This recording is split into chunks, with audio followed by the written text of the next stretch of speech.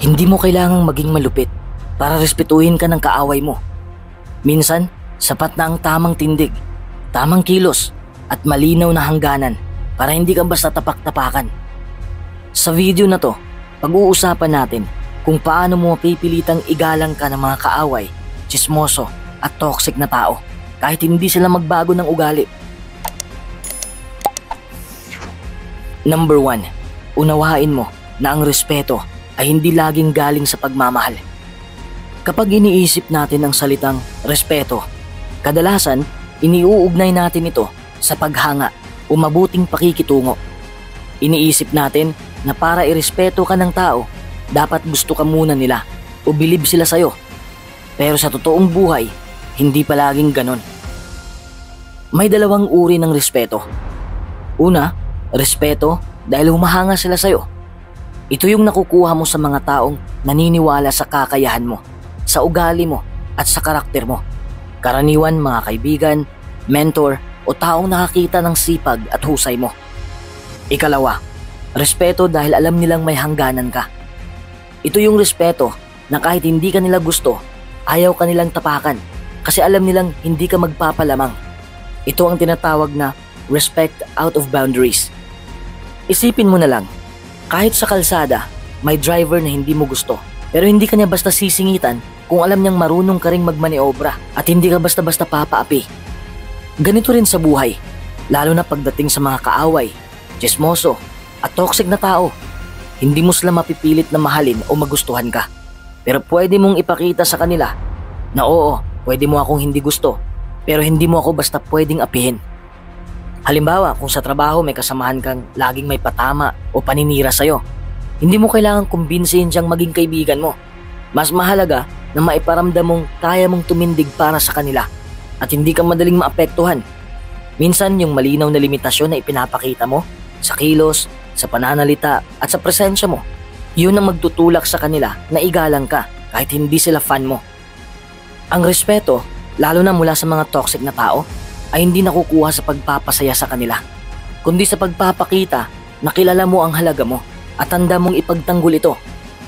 Number 2, palakasin mo ang presensya mo.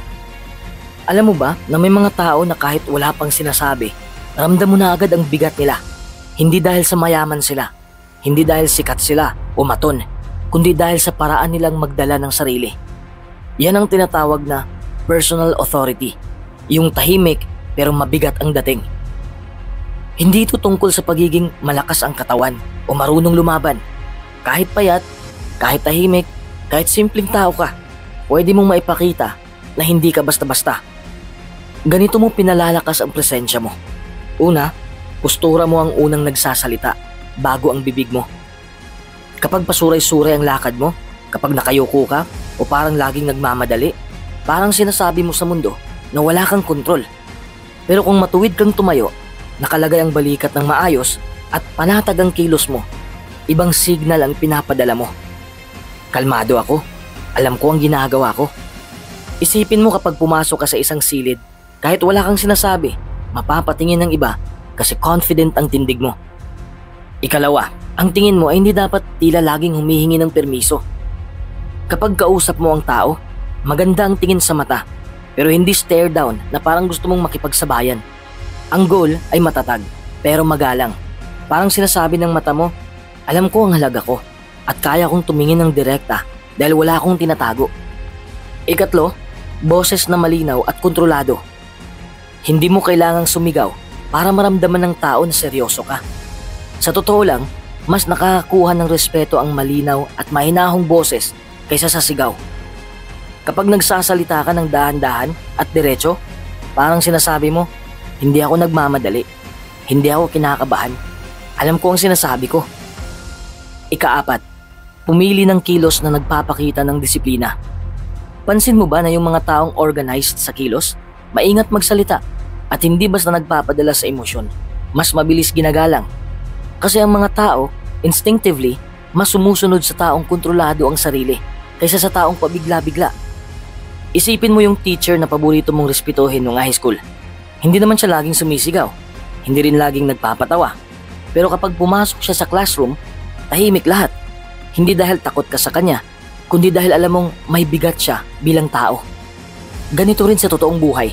Kung maipapakita mo ang ganong klaseng presence, kahit toxic o chismoso pa sila, mag-iingat sila bago ka bastusin. Number 3. Maging unpredictable sa reaksyon. Isa sa mga paboritong laro ng toxic na tao, chismoso o kaaway mo, ay ang pagbasa sa emosyon mo. Kapag alam nila kung paano ka laging magre-react, mas madali nilang pindutin ang mga buttons mo para makuha ang gusto nilang mangyari. Madalas, para mainis ka, para mapahiya ka, o masira ang mood mo. Kung alam nilang mabilis kang magalit, gagawin nila lahat para sirain ka, para asarin ka. Kasi para sa kanila, nakakatuwa o nakaka-boost ng ego nila na makitang nawawala ka sa kontrol. Kung alam nilang tahimik ka lang at magtitiis, mas lalong susubukan nilang ulitin ang ginagawa nila dahil sigurado silang walang magiging consequence. Kaya kailangan mong baguhin ang script na nakasanayan nila tungkol sa'yo. Dapat hindi nila alam kung anong ilalabas mo. Dito pumapasok ang pagiging unpredictable. Paano ba maging unpredictable sa reaksyon? Una, minsan deadma lang. Kapag may pasaring o insulto, huwag agad patulan. Tumahimik ka. Tingnan mo sila sandali. Tapos magpatuloy ka lang sa ginagawa mo. Ang katahimikan ay nakakagulo sa isip nila kasi ine-expect nilang magagalit ka o magpapa-explain ka. Ikalawa, minsan sagutin mo ng diretso at mahinahon. Kapag sobra na, pwede mong harapin at sabihin, kung may problema ka, sabihin mo sa akin ng harapan. Pero gawin mo ito sa kalmadong tono. Yung tipong walang galit sa boses pero ramdam na hindi ka natatakot. Ikatlo, minsan gawing biro ang patama nila. Kapag may sinabi silang paninira, pwede mong gawing punchline at tumawa. Halimbawa, grabe, sikat na pala ako, may fan club na. Ang ganitong reaksyon ay nakakawala ng bisa sa insulto nila kasi pinapakita mong hindi ka apektado. Sa psychology, kapag hindi nila alam kung paano ka magre-react, nawawala ang kontrol nila sa'yo. Parang laro na wala na silang cheat code. Hindi na sila sigurado kung worth it pa bang asarin ka kasi baka mapahiya lang sila o mawala ng gana. Isipin mo na may kaklase ka nung high school na laging binibiro sa isang bagay. Kapag umaayon siya sa biro, minsan deadma, minsan naman kinokontra ng maayos, napansin mo bang nauubos ang gana ng mga asartalo sa kanya? Ganun din sa real life. Kapag unpredictable ka, hindi sila sigurado kung saan sila tatama. Number 4, huwag magpaliwanag ng sobra. Isa sa mga pinakamalalaking pagkakamali ng maraming tao kapag may chismis o maling akusasyon laban sa kanila ay yung sobrang pagpapaliwanag. Bakit? Kasi sa psychology, the more you explain, the more you look guilty. Kahit wala ka talagang ginawang mali. Bakit hindi dapat sobra ang paliwanag? Una, nabibigyan mo sila ng libreng entertainment. Kapag toxic na tao o chismoso ang kausap mo, hindi talaga sila interesado sa totoo. Ang gusto lang nila ay makita kung paano ka magpaliwanag, kung paano ka magalit o mabahala. Kasi nakakatuwa para sa kanila na nakukontrol nila ang emosyon mo.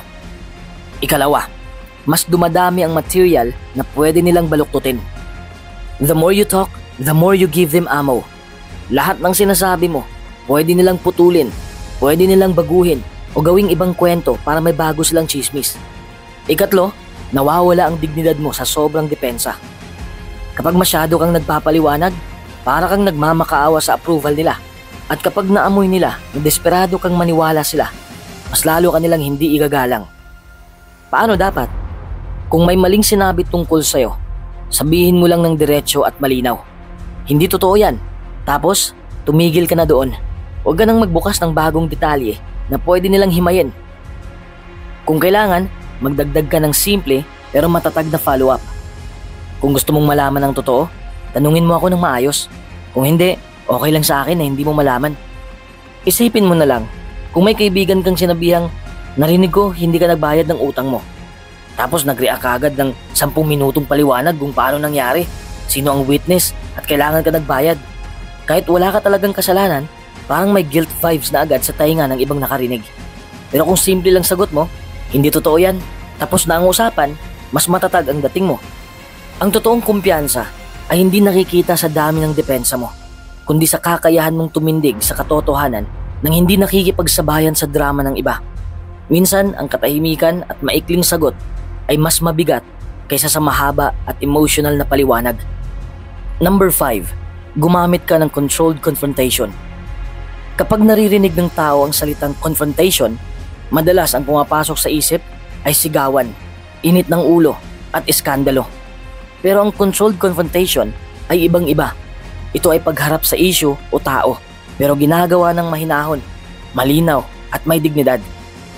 Ang goal dito ay hindi para makipag-away, kundi para ipakita na hindi ka natatakot harapin sila at kaya mong ilagay sa lugar ang sitwasyon. Bakit kailangan ng controlled confrontation? Una, kung palaging deadma, baka isipin nilang kaya ka nilang tapakan. Oo, minsan mabisa ang pagdedma, pero kung paulit-ulit na ang pang-aabuso o paninira, kailangang harapin mo rin. Ikalawa, nakakabuo ito ng respeto. Kapag kalmado mong hinaharap ang isang tao na mali ang ginawa sa'yo, nakikita ng iba na may lakas ka ng loob at kontrol sa sarili. Ikatlo, binibigyan nito ng linya ang hangganan. Para sa toxic na tao, kung hindi malinaw kung hanggang saan lang sila, susubukan at susubukan ka nila. Ang confrontation ay parang pagbibigay ng stop sign. Paano gawin ang controlled confrontation? Una, pumili ka ng tamang oras at lugar. Huwag kang makipagharap kapag mainit pa ang ulo mo o maraming tao na pwedeng makisawsaw. Piliin mo ang moment kung saan makakapag-usap kayo ng hindi distracting at hindi magiging public drama. Ikalawa, gamitin ang kalmadong boses. Tandaan, mas nakakabigla sa tao ang taong galit pero hindi sumisigaw. Kapag mahinahon ka, mas tumatagos ang sinasabi mo. Ikatlo, sabihin lang ang malinaw at tiyak. Huwag paligoy-ligoy. Diretso mong ipahayag ang problema at ang hangganan mo. Halimbawa, naririnig ko na inuulit mo yung kwento na hindi totoo. Hindi ko gusto yan. Kung may problema ka sa akin, mas mabuti kung pag-usapan natin ng direkta. Ikaapat, huwag patulan ng drama. May mga tao na kapag kinompronta mo, magdadrama, iiyak o magagalit pa para i-shift ang atensyon. Huwag kang magpa-distract. Ulitin mo lang ang punto mo at tapusin ang usapan. Parang sa basketball, kapag binangga ka ng kalaban, may dalawang paraan para gumanti. Magwawala at makipagsigawan. Ang resulta, technical foul. O humarap ka sa referee at kalmadong i-point out ang violation. Ang resulta, posibleng ma-warningan ng kalaban at ikaw pa ang mukhang disiplinado. Ganito rin sa buhay. Kapag marunong kang makipagharap ng kontrolado, hindi lang sila mag-iingat sa susunod, kundi pati mga taong nanunood sa sitwasyon ay makikita na hindi ka basta-basta.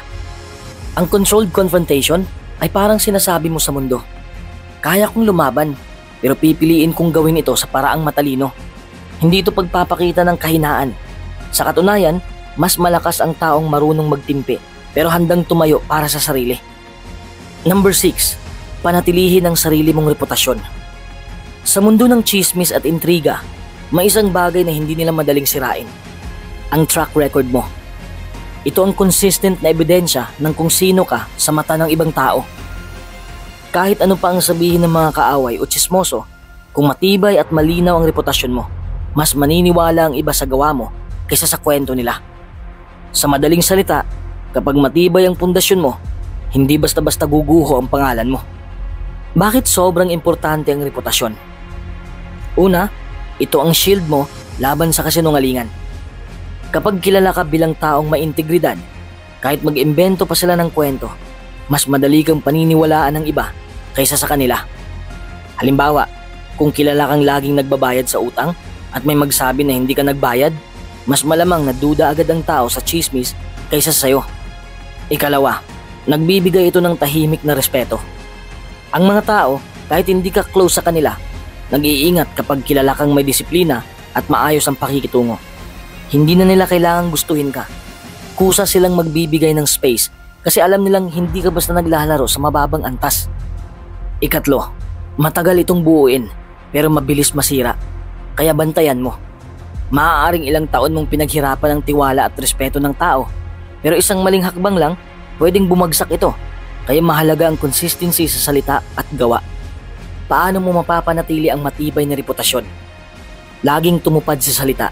Kapag may sinabi kang gagawin mo, gawin mo. Iwasan ang maliit na kasinungalingan.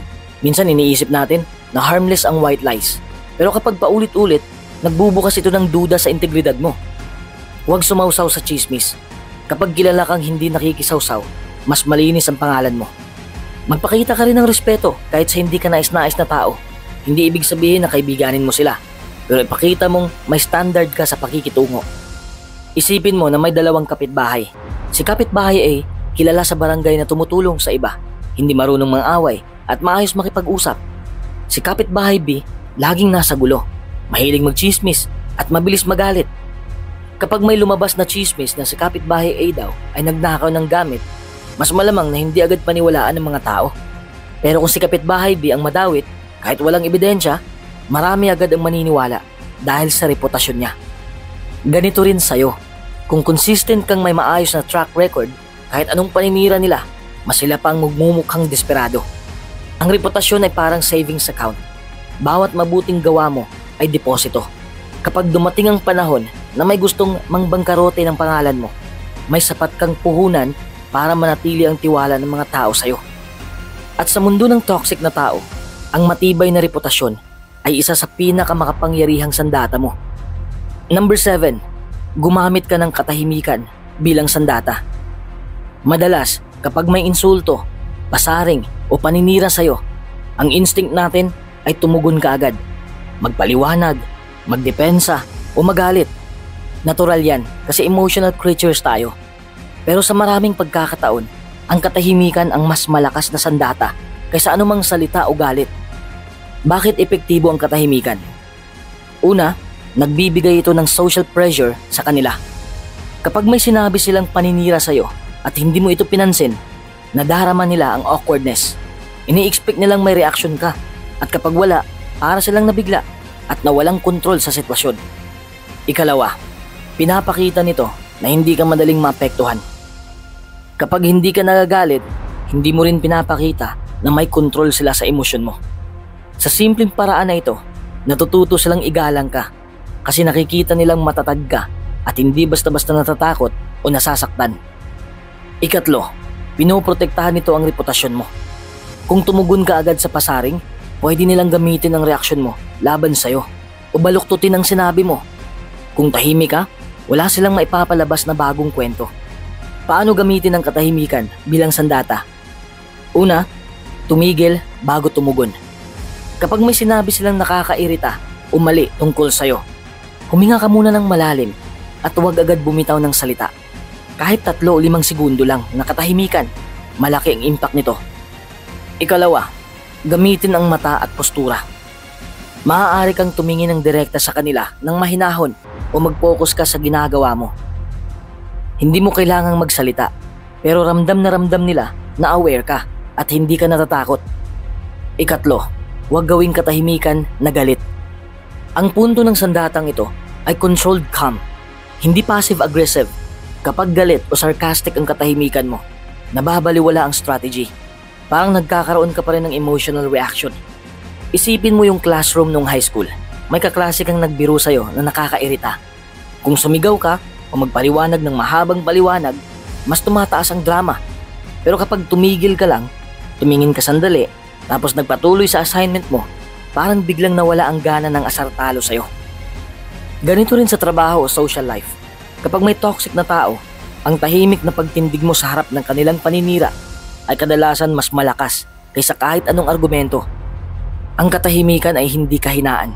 Sa halip, ito ay strategic na paraan para kontrolin ang sitwasyon, para protektahan ang sarili, at para ipakita na hindi ka basta-basta matitinag. Sa mundo ng tsismoso at toxic na tao, minsan less is more, at ang katahimikan ang pinakamalakas na armas mo. Number 8. Pagtuunan mo ng pansin ang sarili, hindi sila. Isa sa pinakamalaking pagkakamali ng maraming tao kapag may kaaway, kapag tsismoso o toxic na tao sa paligid ay laging iniikot ang energy sa kanila. Iniisip nila, paano ko sila mapipigil? Ano ang iniisip nila sa akin? Sa totoo lang, kapag sobra ang focus mo sa kanila, sila ang nagkukontrol sa'yo. Para silang remote control sa emosyon mo. Kung ano ang gusto nilang mangyari, nangyayari. Mainis ka, malungkot ka, o desperado ka na patunayan ang sarili mo. Bakit mas epektibo ang pagtuon sa sarili? Una, lumalaki ang kontrol mo sa buhay mo. Kapag sa sarili mo iniikot ang focus, hindi ka na basta naaapektuhan ng chismis o pang-aabuso nila. Halimbawa sa trabaho, imbes na mag-focus sa chismis sa opisina, pwede mong pagtuunan ng pansin ang skills mo at pag-unlad sa career. Ikalawa, mas mabilis mong nakikita ang resulta ng efforts mo. Kapag nakatutok ka sa sarili mo, ang bawat effort mo, pagsasanay, pag-aaral o simpleng pagpapabuti sa attitude ay may direktang epekto sa buhay mo. Hindi na ito nakadepende sa opinyon o kilos ng ibang tao. Ikatlo, nagpapakita ka ng self-respect. Kapag hindi mo pinapansin ang negativity nila at nag-concentrate ka sa personal growth mo, para kang nagsasabi, alam ko ang halaga ko at hindi ko ipapadala ang buhay ko sa iniisip ninyo. Paano gawin ito sa totoong buhay? Una, mag-set ka ng personal goals. Mas mabisa kung may malinaw kang plano para sa sarili, career, health, relationships o skills. Kapag abala ka sa pagpapabuti ng sarili, natural na nababawasan ang atensyon mo sa toxic na tao. Ikalawa, ilimit ang exposure sa kanila. Hindi ibig sabihin na ghost ka sa mundo, pero pwede mong bawasan ang oras o interaction sa mga taong negatibo ang epekto sa'yo. Ikatlo, celebrate small wins. Kapag may maliit na accomplishment ka, kahit sa sarili mong development, bigyan mo ng pansin. Ito ay nagpapaalala sa'yo na ang buhay mo ay tungkol sa'yo, hindi sa kanila. Ikaapat, practice self-validation. Huwag mong hingiin ang approval nila para maramdaman mong okay ka. Kapag natutunan mong magbigay ng validation sa sarili, hindi na nila kayang kontrolin ang mood mo. Isipin mo ang social media. May taong laging naninira o nagsasabi ng negatibong comments. Pwede kang mag-focus sa kanila at mag-react sa bawat post. Pero parang sinusunod mo lang ang drama nila. O pwede kang gumawa ng sarili mong content, nagbabahagi ng skills, achievements o experiences at makikita mo na mas marami ang natutuwa at nai-inspire sa'yo kaysa sa mga nagbubulgar ng negativity. Ganito rin sa personal life. Kapag mas inaalagaan mo ang sarili mo at hindi sila ang sentro ng atensyon mo, natural na humihinto ang toxic na tao sa pagpipilit na maapektuhan ka kasi nakikita nilang wala silang kontrol sa'yo. Ang tunay na lakas sa harap ng kaaway o tsismoso ay hindi laging sa pagkontra o pagdepensa.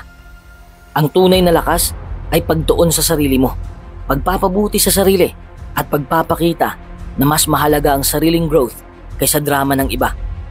Kapag ganito ang mindset mo, hindi ka lang nagpoprotekta sa sarili, nagiging mas malakas at mas confident ka pa. Number 9, ipakita ang konsistensya sa salita at gawa. Isa sa mga pinaka-powerful na paraan para igalang ka ng kaaway, ng tsismoso o kahit sino sa paligid mo ay ang pagiging consistent. Hindi lang sa sinasabi mo, kundi pati sa ginagawa mo. Maraming taong nagkakamali sa pag-iisip na sapat na magpakita lang ng lakas, dignidad o galing minsan-minsan. Pero sa totoong buhay, ang respeto at tiwala ay hindi nakukuha sa isang pagkakataon. Ito ay pinapanday sa araw-araw na aksyon mo. Bakit mahalaga ang consistency? Una, nagpapakita ito ng integridad. Kapag palaging pareho ang behavior mo, ang salita at gawa mo ay aligned. Nakikita ng iba na may prinsipyo ka, hindi ka basta-basta pabago-bago o padalos-dalos sa sitwasyon. Ikalawa, nakakalikha ito ng predictability sa tamang paraan. Hindi ibig sabihin predictable sa boring na paraan. Ang ibig sabihin, alam ng ibang tao na maaasahan ka at may standard ka. Sa ganitong paraan, natural silang mag-iingat sa pakikitungo sa'yo. Hindi dahil takot sila, kundi dahil may respeto sila.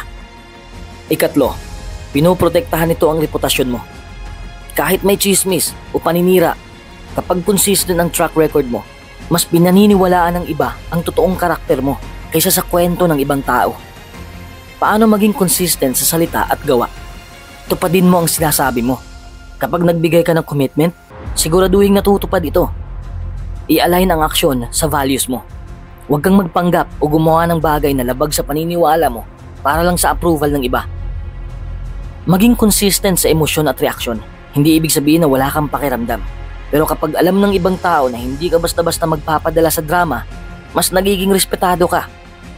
Magpakita ka ng respeto at professionalism sa lahat ng pagkakataon. Kahit sa harap ng toxic na tao, hindi mo kailangang sumama sa kanila. Pero consistent ka sa maayos na pakikitungo. Isipin mo si kapitbahay A na kilala sa barangay na laging tumutulong sa iba. Maayos sa salita at gawa at hindi nagbabago sa prinsipyo kahit may mga naninira sa kanya. Kahit may kumakalat na chismis, Natural na naniniwala ang karamihan sa tunay niyang pagkatao. Ganito rin sa buhay mo. Kapag palagi mong pinapakita na may integridad ka at consistent sa values mo, hindi lang respeto ang nakukuha mo. Nagiging matatag ka rin emotionally at mentally at hindi ka basta-basta naapektuhan ng negativity ng iba. Ang consistency sa salita at gawa ay parang pundasyon ng matibay na bahay. Kapag maayos ang pundasyon, kahit may unos o paninira, mananatiling matatag ang bahay. Ganito rin sa'yo, sa araw-araw ng pagpapakita ng integridad, respeto sa sarili at maayos na pakikitungo sa iba, matatag at credible ka sa mata ng lahat, kahit ng mga kaaway mo. Number 10. Pahalagahan ang sariling kapayapaan at kaligayahan. Isa sa mga pinakamalakas na sandata mo laban sa chismoso, kaaway o toxic na tao ay hindi galit, hindi argumento at hindi kahit reputasyon lang, ang sariling kapayapaan at kaligayahan mo. Sa mundo kung saan may mga taong gustong maapektuhan ka, madali kang madistract sa drama nila. Kapag inuuna mo ang sarili mong well-being, nagiging malinaw ang utak mo, mas kalmado ka at mas maayos ang desisyon mo. Bakit mahalaga ang sariling kapayapaan at kaligayahan? Una, pinipigilan nitong maapektuhan ka ng negativity. Kapag focus ka sa sariling happiness at inner peace, hindi ka basta-basta nadadala sa insulto, chismis o paninira ng iba. Ang energy mo ay nakatutok sa positibo at produktibong bagay. Ikalawa, nagpapalakas ito ng kumpiyansa. Kapag alam mo na kontrolado mo ang sarili mong emosyon at hindi ka basta-basta naapektuhan, natural na lalakas ang dating mo sa tao. Hindi ka nag-aagaw pansin sa kanila, pero ramdam nila ang iyong presence at integrity. Ikatlo, mas nagiging malinaw ang desisyon mo. Kapag stressed ka o laging iniisip ang drama ng iba, mas mataas ang chance na mag-react ka impulsively. Kapag focus ka sa sarili, nakikita mo ang tamang hakbang at nakakapili ka ng actions na may long-term benefits. Ikaapat, pinoprotektahan nito ang energy mo. Ang mga toxic na tao ay parang black hole. Sinisip-sip nila ang positivity mo. Kapag inuuna mo ang sarili mong peace at happiness, hindi nila magagawa ang gusto nilang mangyari. Hindi nila nakukontrol ang energy mo. Paano pahalagahan ang sarili mong kapayapaan at kaligayahan? Mag-set ka ng boundaries. Huwag hayaan na basta-basta maapektuhan ka ng negativity ng iba. Maglaan ka ng oras para sa sarili mo. Kahit simpleng hobby, pag-ehersisyo o quiet time lang, nakakatulong ito para ma-reset ang isip at katawan mo. Practice self-compassion. Huwag maging sobrang self-critical. Kung nagkamali ka, tanggapin mo, matuto, i-prioritize ang positibong tao at environment. Mas madali kang maging masaya at payapa kapag pinalilibutan mo ang sarili ng suporta at positivity. Isipin mo na may kaklase o kaopisina na laging nagpo-provoke sa'yo. Kung lagi kang nagagalit o nagre-react, na-stress ka at nauubos ang energy mo. Pero kapag focus ka sa sarili mong goals at well-being, nagiging calm at composed ka. Mas magaan ang pakiramdam at kahit anong sabihin nila, hindi ka nila makukontrol. Ganito rin sa personal life. Kapag inuuna mo ang sariling kaligayahan at kapayapaan, mas madali kang gumawa ng matalinong desisyon at mas nagiging malakas ka emotionally at mentally. Ang tunay na lakas ay hindi laging nasa pakikipagtalo o pagpapakita ng galit. Ang pinakamakapangyarihang sandata mo ay ang katahimikan, inner peace at kaligayahan mo. Kapag natutunan mong pangalagaan ang sarili mo at huwag hayaang masira ng iba ang energy mo, hindi lang respeto ang nakukuha mo, nagkakaroon ka rin ng kontrol, confidence at mas malinaw na direksyon sa buhay. Sa huli, ang lahat ng strategies na pinag-usapan natin, pagpapalakas ng presensya, pagiging unpredictable, controlled confrontation, katahimikan bilang sandata, at pagtuon sa sarili, ay naglalayong isang pangunahing bagay, ang mapanatili ang dignidad at kontrol mo sa sarili mo. Hindi mo kailangang baguhin ang mga toxic na tao o pilitin silang mahalin ka. Hindi mo rin kailangang manghimasok sa chismis nila o ipaliwanag ng sobra ang sarili mo. Sa halip, ang tunay na lakas ay ang kakayahang humarap sa kanila ng may kumpiyansa at hindi nadadala sa emosyon. Bakit mahalaga ito sa totoong buhay? Una, ipinapakita nito na hindi ka madaling mapahiya o maapektuhan. Kapag may kaaway o chismoso, madalas silang nagtatanggang i-manipulate ang emosyon mo. Pero kapag maayos ang tindig mo, controlled ang reaction mo, at malinaw ang hangganan mo, hindi nila makukuha ang gusto nilang reaksyon. Ikalawa, nakakalikha ka ng respeto kahit hindi ka gusto. Kahit hindi ka nila mahal, kapag nakikita nilang matatag ka, may integridad at hindi basta-basta napapahiya, mag-iingat sila sa pakikitungo sa'yo. Ikatlo, mas nagiging focus ka sa pag-unlad ng sarili. Imbis na palaging iniikot ang energy mo sa mga negatibong tao, napupunta ito sa mga bagay na may resulta. Career, relationships, skills at happiness mo. Sa simpleng paraan, nagiging mas malakas ka at mas masaya kaysa sa kanila. Number 4, nagbibigay ito ng pangmatagalang proteksyon sa reputasyon mo. Kapag consistent ka sa kumpiyansa at self-control, kahit gaano pa katindi ang chismis o paninira, mas maniniwala ang iba sa totoo mong karakter kaysa sa kwento nila. Isipin mo ang isang leader sa opisina o guro sa eskwela. Hindi sila kailanman sumisigaw o nakikisaw-saw sa intriga, pero kapag may mali, mahinahon nilang hinaharap ito at malinaw ang paninindigan. Ang natural na respeto at tiwala ng mga tao sa paligid nila ay resulta ng konsistenteng kumpiyansa at self-control. Hindi dahil paborado sila o may drama sa paligid. Ganito rin sa buhay mo. Ang pinaka-epektibong paraan para igalang ka ng kaaway, chismoso o toxic na tao ay hindi sa pakikipag-away, kundi sa matatag, mahinahon at kontroladong pagtindig para sa sarili. Ang tunay na lakas ay hindi nakikita sa dami ng salita mo o galit mo, kundi sa katahimikan, tiwala at malinaw na hangganan na ipinapakita mo sa mundo. Kapag natutunan mong tumindig sa sarili ng may dignidad at hindi nagpapadala sa drama ng iba, hindi lang respeto ang makukuha mo, kundi kapayapaan, kontrol sa sarili at tunay na kumpiyansa.